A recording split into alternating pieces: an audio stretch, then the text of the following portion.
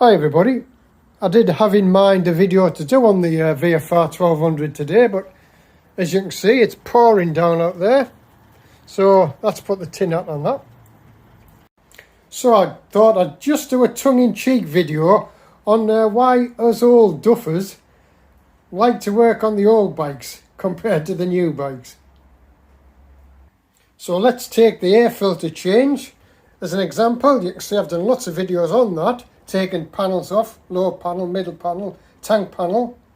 I think the whole caboodle takes about, I don't know, an hour at least. Then you've got to stick it all back on again. So what about on the old KZ? No such problem there, and with one hand, as you'll see.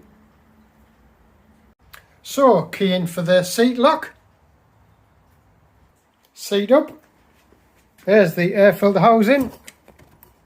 Quick twiddle. Yes, I'll give that a paint at some stage.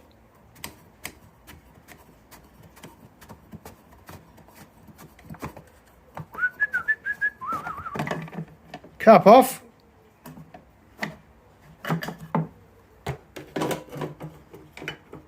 And there's your air filter.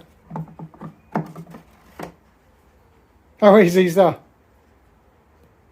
Problem is, of course, on the old bikes, you've got to do that every 2,000 miles on the oil change and such like. So it's not all good, but it just shows how easy these things are to work on. And believe me, when I was a kid, though, this was a modern bike.